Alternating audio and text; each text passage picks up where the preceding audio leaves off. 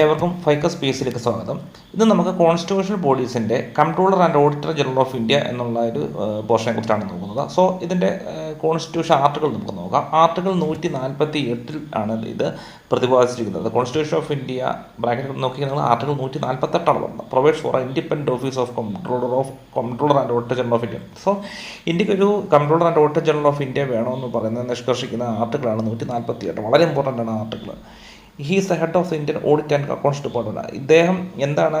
Auditor general of India. So ഇദ്ദേഹം എന്ന് പറയുന്നത് ഇന്ത്യൻ അക്കൗണ്ട്സ് ഡിപ്പാർട്ട്മെൻറ്റിൻ്റെയും ഇന്ത്യൻ ഓഡിറ്റിൻ്റെ ഹെഡായിട്ടാണ് കരുതപ്പെടുന്നത്. He is the guardian of the public പേഴ്സിൻ്റെ ഗാർഡിനായിട്ടും നമുക്ക് എളുപ്പത്തിൽ കണ്ടെത്താൻ പറ്റും. And controls the entire financial system of the country. Central ലെവലിലും അല്ലെങ്കിൽ സ്റ്റേറ്റ് ലെവലും എൻ്റയർ ഫിനാൻഷ്യൽ ലെവലിൻ്റെ ഹെഡായിട്ടാണ് ഇദ്ദേഹത്തിന് കരുതപ്പെടുന്നത്. Is duty is to uphold the constitution of India. ഈ കോൺസ്റ്റിറ്റ്യൂഷനെ ഉയർത്തിപ്പിടിക്കുക എന്നുള്ളതാണ് ഇദ്ദേഹത്തിൻ്റെ ഏറ്റവും മുഖ്യമായ ഉള്ളൊരു ഇദ്ദേഹത്തിൻ്റെ duty. And laws of parliament, അതുപോലെ തന്നെ പാർലമെൻറ്റിലെ നിയമങ്ങളും ഉയർത്തിപ്പിടിക്കുക. എന്തിന് റിലേറ്റഡുള്ള നിയമങ്ങൾ? ഫിനാൻഷ്യൽ അഡ്മിനിസ്ട്രേഷന് വഴിയുള്ള നിയമങ്ങളെ ഉയർത്തിപ്പിടിക്കുക. അതാണ് ഇദ്ദേഹത്തിൻ്റെ duty. This is the reason why Dr. B.R. Ambedkar said that CAG shall be the most important officer under the Constitution of India. പിന്നെ ബി ആർ അംബേദ്കറിൻ്റെ ഭാഷ്യത്തിൽ പറയുന്നത് അദ്ദേഹം എന്താണ് പറഞ്ഞത്? അദ്ദേഹം പറഞ്ഞത് CAG ആണ് ഇന്ത്യൻ കോൺസ്റ്റിറ്റ്യൂഷൻ അല്ലെങ്കിൽ ഇന്ത്യൻ കോൺസ്റ്റിറ്റ്യൂഷനിലെ ഏറ്റവും ഇമ്പോർട്ടൻ്റ് ആയിട്ടുള്ളൊരു ഓഫീസർ CAG ആണെന്നാണ് ആരുടെ അഭിപ്രായത്തിൽ? B R Ambedkar. അത് നമുക്ക് സ്റ്റേറ്റ്മെൻറ്റ് രൂപത്തിൽ വേണമെങ്കിൽ ചോദിക്കാം, സ്റ്റേറ്റ്മെൻറ്റായിട്ട് തന്നെ ചോദിക്കാം. He is one of the bulwarks of the democratic system of government in India. The other being the Supreme Court.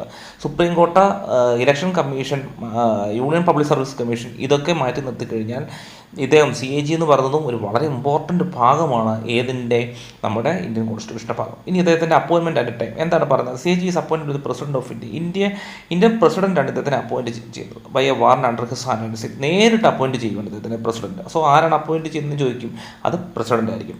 The CAG before taking over his office makes and subscribes before the president and oath of or affirmation. ഇദ്ദേഹം ആർക്ക് മുമ്പായിട്ടാണ് സത്യപ്രതിജ്ഞ ചെയ്യുന്നത്? ഇദ്ദേഹം പ്രസിഡന്റിന് മുൻപായിട്ടാണ് സത്യപ്രതിജ്ഞ ചെയ്യുന്നത്.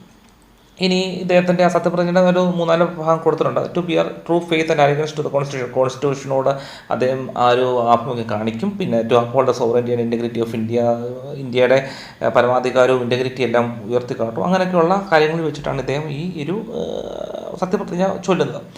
പിന്നെ നമുക്ക് ഇനി ഇമ്പോർട്ടൻ്റ് ആയിട്ടുള്ളത് he holds office four A period of 6 years. വളരെ ഇമ്പോർട്ടൻ്റ് ആണ്. അപ്പോൾ നമ്മളോട് ചോദിക്കാം ഇദ്ദേഹം എത്ര വർഷമാണ് ഈ ഒരു ഓഫീസ് ചാർജ് ഉള്ളതെന്ന് വെച്ചാൽ 6 വർഷമാണ് ഇദ്ദേഹത്തിന് ചെയ്യാൻ കഴിയുന്നത്. അദ്ദേഹം ആ ഒരു സർവീസ് 6 വർഷമായിരിക്കും, അതല്ലെങ്കിൽ 65 വയസ്സ് വരെ. So 6 years or 65 years. വളരെ ഇമ്പോർട്ടൻ്റ് ആണ് ഇത്.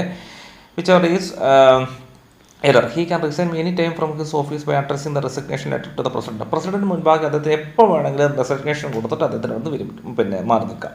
He can also be removed by the president on some same grounds and in the same manner as a judge of Supreme Court. ഒരു സുപ്രീം കോടതി ജഡ്ജിയെ എങ്ങനെയാണോ റിമൂവ് ചെയ്യുന്നത് അതേ മാനറിൽ മാത്രമേ ഇദ്ദേഹത്തിന് റിമൂവ് ചെയ്യാൻ കഴിയത്തുള്ളൂ. അല്ലാതെ ഒരു സുപ്രഭാതത്തിൽ പ്രസിഡന്റ് ഇദ്ദേഹത്തിന് റിമൂവ് ചെയ്യാൻ കഴിയത്തില്ല.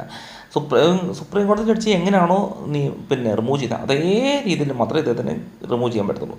In other words, he can be removed by the president on the basis of resolution passed that affect by both the houses of parliament with a special majority. പാർലമെൻറ്റിൽ special മെജോറിറ്റിയിൽ പാസ്സാക്കാൻ മാത്രമേ ഇദ്ദേഹത്തിന് remove ചെയ്യാൻ കഴിയത്തുള്ളൂ.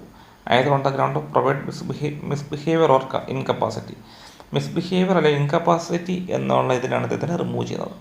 So ഇതാണ് നമ്മുടെ basic രീതിയിൽ നിന്ന് ഇത്രയാണ് നമുക്ക് ക്ലാസ്സിലുള്ളത്. ബാക്കി നമുക്ക് ഇതിൻ്റെ റിപ്പീറ്റഡ് നെക്സ്റ്റ് ക്ലാസ്സിൽ പ്രൊവൈഡ് ചെയ്യുന്നതായിരിക്കും. ഓക്കെ.